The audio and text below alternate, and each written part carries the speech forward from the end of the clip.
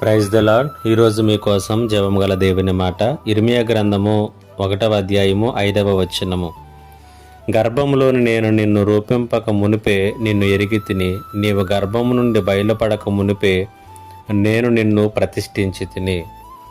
దేవుని పిల్లలముగా మనము మన యొక్క జీవితములలో నిశ్చింతగా నిర్భయముగా భవిష్యత్తును గురించినటువంటి చింతలు కానీ, ప్రస్తుతాన్ని గురించినటువంటి ఆందోళనలు కానీ ఏమీ లేకుండా సాగిపోవుటకు ఒక నిశ్చయమైనటువంటి వాగ్దానమును, ఒక నిశ్చయమైనటువంటి మాటను దేవుడైనటువంటి యెహోవా తెలియచేస్తూ ఉన్నాడు.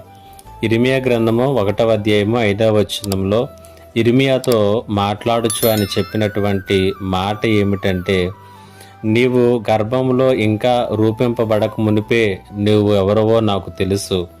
నీవు గర్భములో నుంచి ఇంకా బయలుపరక మునిపే నేను నిన్ను ఒక ప్రత్యేకమైనటువంటి ఉద్దేశముతో, ప్రత్యేకమైనటువంటి పని కొరకు నేను నిన్ను ప్రతిష్ఠించుకున్నాను అనేటువంటి సంగతిని దేవుడు తెలియచేస్తున్నాడు. ఈ మాటలు ఈ ఉదయకాల సమయంలో నీకు నాకు కూడా తెలియచేస్తున్నాడు. మనము ఇంకా గర్భంలో ఒక రూపాన్ని పొందుకొనక మునిపే దేవుడికి మనం ఎవరమో తెలుసు.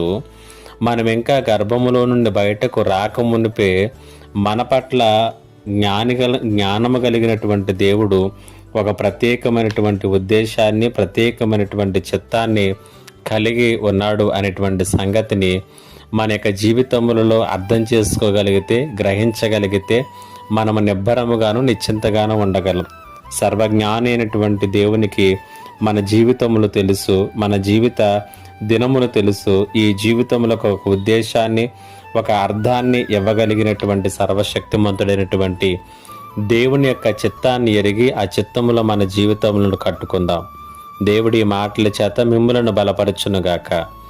ఆమేన్. ప్రార్థన. మా గొప్ప దేవుడైన తండ్రి, మీకు వందనాలు. ఈ మాటల చేత ప్రతి ఒక్కరిని బలపరచమని యేసు నామములో అడిగి వేడుకొనుచున్నాను తండ్రి. ఆమేన్.